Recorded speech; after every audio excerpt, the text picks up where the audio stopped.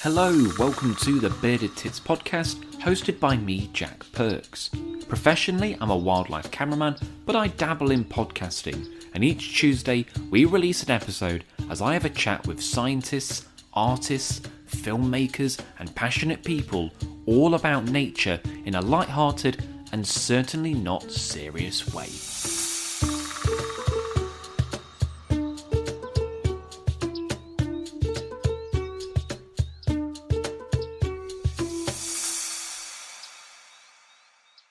Hello and welcome to the Bearded Tits podcast. I'm your host, Jack Perks. Now today's guest is Tim Birkhead. He is a professor of behaviour and evolution at the University of Sheffield. He's authored lots of books before, but today we're going to be talking about his latest book, which only came out a few weeks ago, The Great Auk, Its Extraordinary Life, Hideous Death, and Mysterious Afterlife. Now anything kind of extinct I'm fascinated with, and particularly more recent things like the thylacine, the dodo, that sort of stuff. And the Great Auk kind of fits into that weird era of modern man encountering these animals and ultimately causing its extinction. So I can't wait to talk to these with Tim. However, before we do that, I want to mention buymeacoffee.com. Yes, it's that time where I beg for money again. If you can support the podcast, it is greatly appreciated. It's an independent podcast. I don't get any money. There's no ad revenue, nothing. The only way that I get money to make these is via you, the listener. All I'm asking for is the price of a cup of coffee or a pint. About £5. It's a one-off payment. There's no subscription. You just pay when you want and what you can. If you can't pay, don't worry about it. Somebody else is paying so that you can listen for free. But you could share the podcast or you could leave a review for free. That doesn't cost you anything. If you do donate to the podcast, I'll also read out the little message that you can leave behind. If you can do that, there's a link in the description and it's greatly appreciated. Now let's get chatting to Tim. I was so excited about this. Anything weird like this is right up my alley. Here's our chat. So welcome to the podcast, Tim. Hi. How are you doing? You all good? Absolutely, yeah, it's great. Fabulous. Do you want to just kind of talk a little bit about your background before we get into this, just so people kind of know who you are and what you do? Yeah, so Professor Tim Birkhead, I'm emeritus professor at the University of Sheffield, where I've been since 1976. I'm a biologist. I refer to myself as a behavioral ecologist, and most of my research has been on the topic of promiscuity, mainly in birds, but in other organisms as well. But I've also continued a study that was my PhD, which was a population study of guillemots on Skomer Island. And I've been doing that since 1972. So I still go to Skomer every year to check up on how the guillemots are doing, which at the moment isn't very good because of bird flu, but that monitoring is very important. Yeah, definitely. I was very excited to talk to you today because I've always wanted to find out a little bit more about the Great Auk, and it's a bird that has always been on the periphery. Like, you know, when you talk about the thylacine or the dodo, those kind of modern species that have gone extinct, in, you know, relatively modern anyway. But I don't know a great deal about them. So do you want to just describe what a Great Auk is? Because a lot of the listeners might never even heard of this bird before. Okay, well, I'm hoping that most of them will have heard of the Great Auk because, I mean, it's actually a very iconic extinct species. So it's the largest recent member of the auk family. The auk family, or the Alcidae, comprises about 22 species. The ones that we're familiar with in Britain are the Atlantic puffin, the razorbill, and the common guillemot. But there are all these other species, particularly in the Pacific. And as its name implies, the Great Auk was the largest member of this family. So essentially, it was like a penguin because it was flightless. And indeed, it was the first penguin. So before penguins in the Southern Hemisphere were discovered, the Great Auk was referred to as the penguin. And that has continued to cause endless confusion. So if you look in some old books, you know, there are pictures of what we would call penguins that are labeled Great Auks and vice versa. And the name penguin apparently came from the Portuguese meaning fat, referring to what happened when you cooked up a Great Auk. You know, there was plenty of fat on it. Is that right? Yeah. And so it stood about 80 centimeters tall, weighed 3.5 kilos, had a big square-ended beak, which was said to be able to cut through a leather coat and cause damage to people that was that were catching it. So a powerful kind of predator. So is it convergent evolution with penguins then? They're just obviously not related in Absolutely. the slightest, just filling similar That's, niches. that's exactly Yeah. right. Yeah. Okay. Because is it the Latin name's got penguin in it as well? Is that right? Yeah, Am I probably, yeah. Pinguinus in penis. Yeah. Yeah, so yeah, a lot of people might mix them up for that. And what's the closest relative? You mentioned like some of the other auks there. What's Yeah. the The razor, I mean, mitochondrial DNA shows that the razorbill is the closest, followed by the two guillemots, the common guillemot and Brunet's guillemot, and the little auk. So they form a kind of little phylogenetic cluster. right? Okay, I've got you. And how numerous were they then? Because obviously you think of them being extinct in not many, but was it at a certain point would they been quite common? Is that maybe the right word or? Yeah, I think before humans came on the scene, they were probably very common, and we know that in the 1500s, when uh, people first came in contact with great auks, there was one colony off the coast of Newfoundland called Funk Island, which probably held several 100,000 pairs of great auks. So it was once incredibly numerous. But because it's flightless, it's always been vulnerable to human hunting. And so in relatively recent historical times, I mean, numbers just been, they've been exploited to extinction. And It's that's what happened also, sorry, that's what also happened to the birds on Funk Island. It's really interesting, isn't it? Because you think of a species like that was so numerous, or like say the passenger pigeon in America as well, and you think how can something that common ever go? It's like saying to someone, oh well, wood pigeons are going to go extinct in 10 years. You can't fathom it, can you? You can't, no. No, no, But of it course, is. the people that were exploiting them had no concept of causing a species to go extinct. No, they weren't doing it to get rid of them. They were doing it, I suppose, out of necessity. I suppose to feed themselves and make a living. Well, hardly necessity.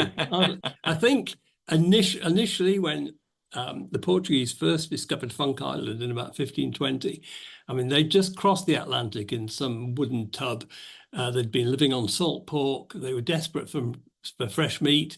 They land on Funk Island, and there's all this meat walking around that can't really fly away.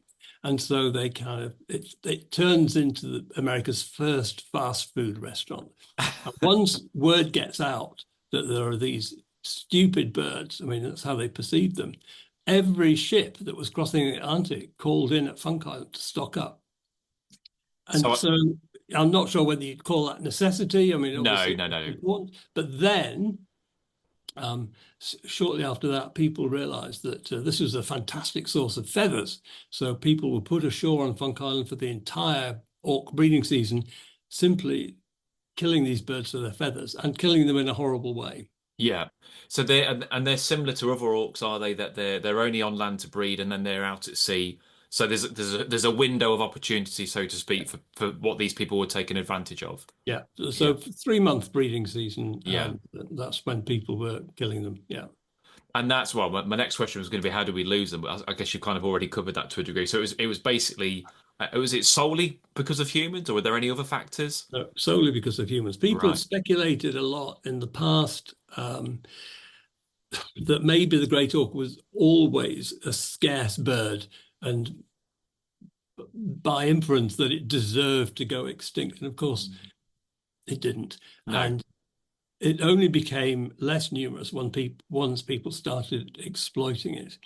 And although the killing of great auks for feathers was a major contributing factor, certainly in the Western North Atlantic, I mean, the final few hundred birds were killed in the name of science, because 1800s saw the beginning of systematic ornithology and the beginning of museums and people wanting collections of stuffed birds or skins or eggs. And so then the market became much less concerned with feathers and more on having specimens. And in fact, the last few hundred birds were killed in southwest Iceland. And that's a kind of tragic story as well, because local people had been exploiting them for meat and possibly for clothing as well. I mean, very thick plumage.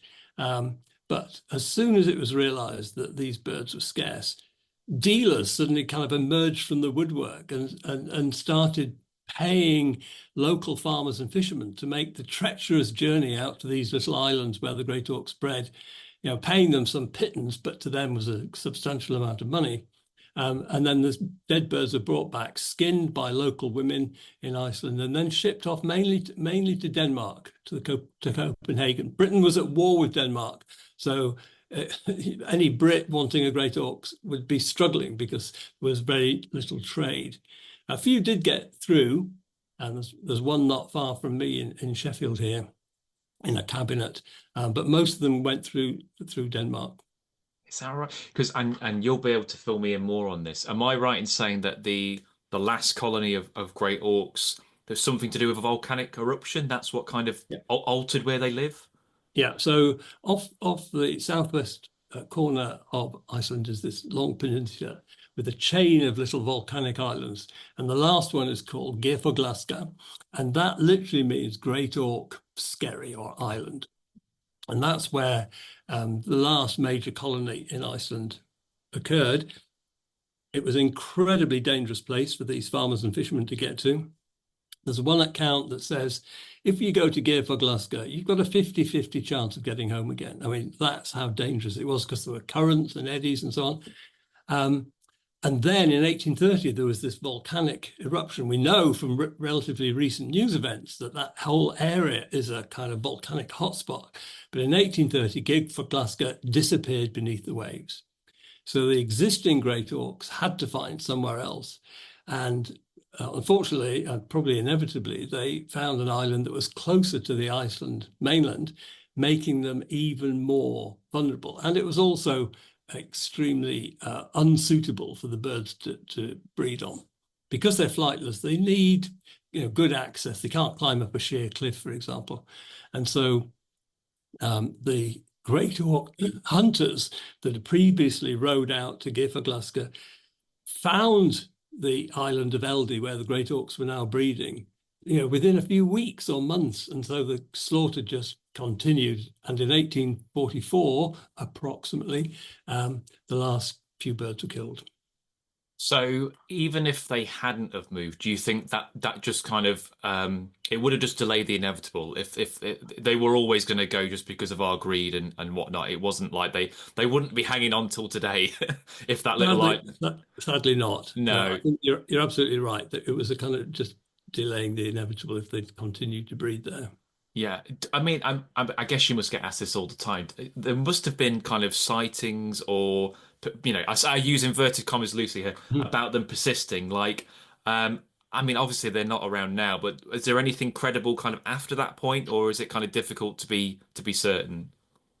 But well, it is quite difficult to be certain, but inevitably there would have been other birds Yeah. around, and that's because all members of the auk family exhibit what's called deferred maturation, which means that they don't breed in their first year after hatching. Guillemots, for example, don't start breeding until they're 6 or 7, and I suspect great auks were similar.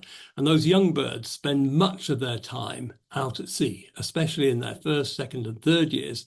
And it's only when they get to about 4 that they start visiting the colony and trying to suss out a breeding place. So it's almost inevitable that there were a few great auks still at sea on the day when the last 2 were killed. Now, I specifically checked that because luckily for us, not so lucky for the great auks, somebody documented how many great auks were killed pretty well each year after 1830 because it was all done through dealers.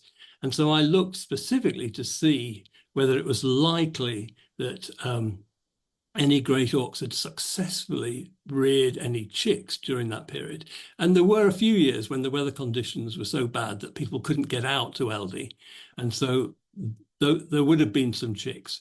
And indeed, there have been, or there were, a number of sightings of what were thought to be great auks. But none of them are really, really convincing. I mean, partly because they're just sightings. It's not as Yeah. though somebody shot one at sea and then had a specimen caught in a date after 1844. And so, whilst I'm sure there were some great auks around, we can't be absolutely sure. No, no, I get that. You've mentioned a couple of places where you found them, but what was their range? Because what particularly interests me is obviously this would have been a British species as well. We would have had it off the coast of Britain, not just America and Iceland. So what was its kind of range, and then specifically its UK range? Yeah. So it was there's a kind of popular misconception that the great auk was a bird of Arctic waters. There are lots of old illustrations of it sitting on icebergs and stuff like that. It was definitely not a bird of Arctic waters. It was a bird of what are called boreal waters. So just a little bit further north than Britain, but south, the southern half of Iceland. So there's a kind of well-defined body of seawater called boreal waters. Now, in Britain, the birds were probably confined to the Scotland, and we know for a fact that they bred on St Kilda. There's also a record apparently from Papa Westray in Orkney. There was a pair of birds there that hung around for several years before they inevitably were shot in 1813.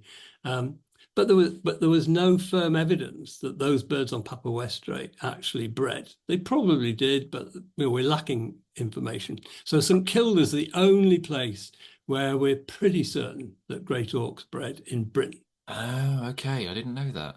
Having said that, there are numerous, well, some records from other locations around the British coast where great auks were reported. So there's a quaint drawing of a great auk from the Isle of Man. But that's all there is. The caption to this drawing says these birds are around here, Yeah. probably half of Man, somewhere like that.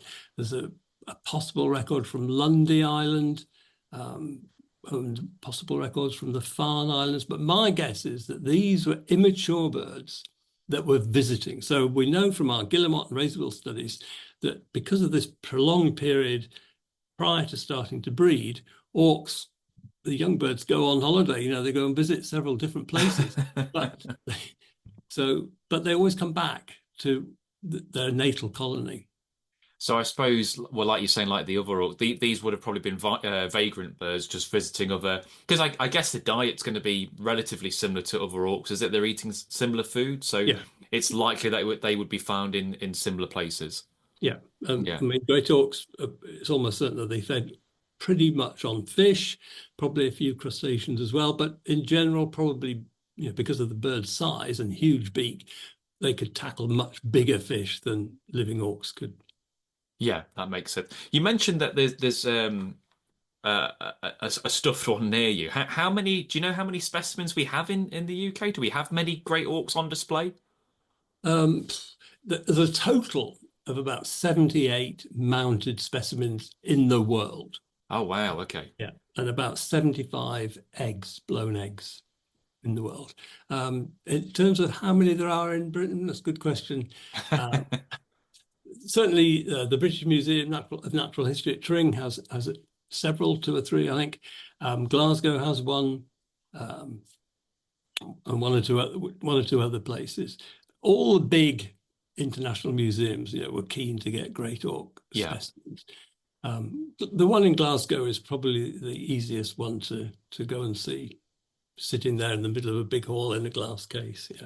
Yeah, which is it's obviously such a shame but it's nice to go see them, but at the same time, that's what's contributed to them, hasn't it? But wasn't there kind of you mentioned this kind of interest in getting hold of great auks, and there's a lot of kind of I don't know if I want to call it black market, but even since they've gone extinct, like lots of is shady deal's the right word to put it, but like some of them have gone missing, or I say missing, like a little bit of that. No, you're absolutely right. I mean, Okay. Definitely shady deals because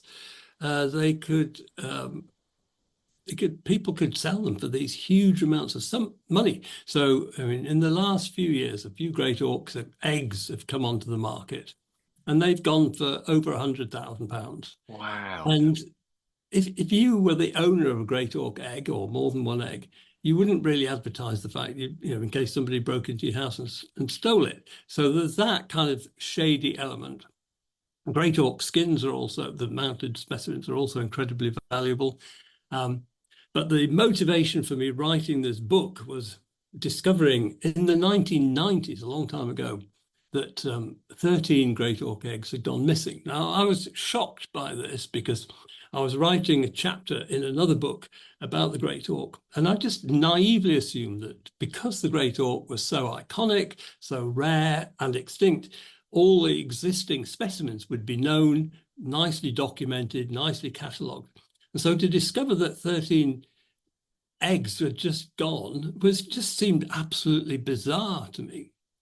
Anyway, I thought, well, actually, this might make an interesting paragraph or two. So I started to ask a few questions, and I was told very firmly to mind my own business by some senior ornithologists. Oh. And, I was relatively young then, and they were very old, senior. And so I did mind my own business. But that fascination for those missing eggs just remained with me. And then a long time, over 30 years later, somebody called me and said, hey, up to a mate of mine's fixing up a Great Auk egg on the other side of Sheffield. And I thought, that can't be right. Just, for an egg that cost that much, who would I know that, knows anybody that could do this? Anyway, my colleague said, I can introduce you. So I went over and met this person, and he was very skilled at fixing birds' eggs, broken eggs. And he'd done a beautiful job of repairing this egg. But when I said to him, where's it come from? Who's paying you to do this? He clammed up. Yeah. And it didn't surprise me, but of course it frustrated me that he wouldn't tell me. I did subsequently find out, but it took a lot of effort. But he shared some pictures he'd taken of the completed egg, and I compared that egg with there are several catalogues of Great Auk specimens, and I compared it with one of the big catalogues, and this was one of the missing 13 eggs. So I was very excited. And so I started, my interest was rekindled, and I started to make inquiries again, but I got absolutely nowhere. Partly because of the shadiness, partly because people are secretive. And I thought, well, that's it. I've done my best. I thought this was a window that was going to open, and it didn't. And then in 2022, I was sitting watching television about 10 o'clock at night. My phone went, and I kind of thought, who the hell's calling at this time? And it was somebody that I knew from the distant past. And he said, I'm clearing a house of a deceased friend, and we've found these trays of guillemot eggs, and we wondered whether you'd like them for your museum at the university. And I'd been studying guillemot eggs and why they were their unusual shape. And so, of course, I said, yes, that would be fantastic. So a few days later, I drove down to pick them up. And they were some of the most beautiful guillemot eggs I'd ever seen. And they were beautiful because the collector, whoever it was that had collected them, had been very selective in choosing just the most beautiful ones, but also had kept them in the dark. If you don't keep eggs in the dark, they tend to fade and they all go muddy, khaki color. Anyway, the person that was clearing the house turned out to be a Great Auk enthusiast. And so we started chatting about the Great Auk. And in the course of the conversation, I mentioned these missing eggs. And he just turned quietly to me and he went, I might be able to help you there. And so, the hairs on the back of my neck picked up, and that was it. That I found the missing eggs eventually. And is that, I mean, obviously, I don't want to get you whacked by the bird mafia, but is that public knowledge, or is that just something that you sort of know and that's that? No, I mean, that is, I recount the convoluted and slightly shady story in the book of finding those eggs. And it is a long and fascinating and really quirky story. So as soon as it started to be revealed to me, I went, "Oh, this is the book. I've got to document this story." I'm going to Australia on Sunday, and I've got your book to take with me. So this will help me pass 27 hours of sitting on a plane. So I'm looking forward to really tucking into that to find out. I always think of egg collecting being very Victorian. Is it alive and well then? Does it still go on? Egg collecting started in earnest at about the same time ornithology started, about 1800. Yeah. And initially, it was a very widespread hobby. Schoolboys did it. It was interesting. Very few girls and women collected eggs. And in most cases, when those people grew up, they stopped collecting eggs. So it was just a kind of hobby, and nobody gave a second thought to whether it affected the populations of birds. But there was a small handful of men who became obsessives. And the real problem was not collecting the eggs of common birds, but these people only wanted the eggs of rare birds. And of course, the Great Auk egg was the ultimate rare bird egg to have. But then in 1954, the law changed, and people that had gone to bed as kind of normal citizens, one day woke up as criminals the next, because it was suddenly illegal. And that change in the law was not without controversy, because, as somebody pointed out, okay, so from today, every schoolboy is a criminal, that collects eggs. And a lot of people said, by not collecting eggs, people missed out on engaging with the natural world. And of course, a lot of eminent naturalists today, including Sir David Attenborough, Mark Cocker, and various others, they all collected eggs as boys. Curiously enough, I collected lots of things, but I didn't ever collect eggs. So does egg collecting still occur today? Yes, there's some, but they're very few. I mean, and that generally people, I would say, not all, but I generally say people that probably need some psychological help. There's one famous egg collector, who was convicted, served, I think, a prison sentence.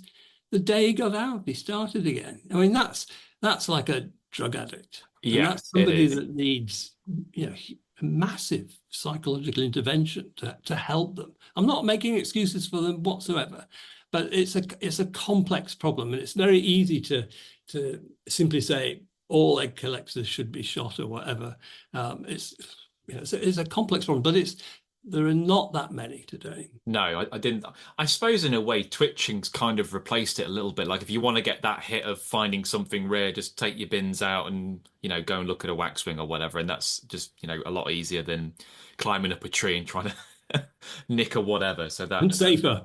Yeah, well, yeah, exactly. And legal as well, which is always good. If people want to grab a copy of the book, where's the best place? Where would you direct them to? I think Amazon is. I hate to say it. Yeah, you're the first author I've who interviewed who said Amazon. But yeah, I mean, I actually came across your book in a bookshop in St Pancras in the train station. That's where it was on the new kind of hot new books coming out, and I was like, yes, that's the one I want. So that's where it came across for me. Well, look, Tim, it's been fantastic talking to you and finding out about Great Auks. I'll put a link to the book in the description, so if anyone wants to grab a copy, they can find that nice and easy. But yeah, thanks for taking the time to talk to me. My pleasure. Nice to see you again. That was Tim Birkhead. I've always wanted to get an expert on about Great Auks because I am fascinated in that sort of era of natural history. It is making me think that I really should get a thylacine expert to come on the podcast. I'm actually in Australia very soon for a couple of weeks, and I'm thinking maybe I could try and find an expert out there and even go looking for them. Wouldn't that be a find? So maybe I should do that. Let me know if people want to hear a thylacine episode. I'll definitely be keen to do that. Next week, my guest is Tom Lathan, and we're talking about his book, Lost Wonders, 10 Tales of Extinction from the 21st Century. So we continue in the extinction theme a little bit, and we're looking at 10 species that have gone extinct relatively recently, and they're maybe not as well known as dodo, thylacine, great auk, so species you probably haven't heard of. Really excited to talk to Tom about that. This has been the Bearded Tits podcast. I've been your host, Jack Perks, and I'll see you next Tuesday. Cheers.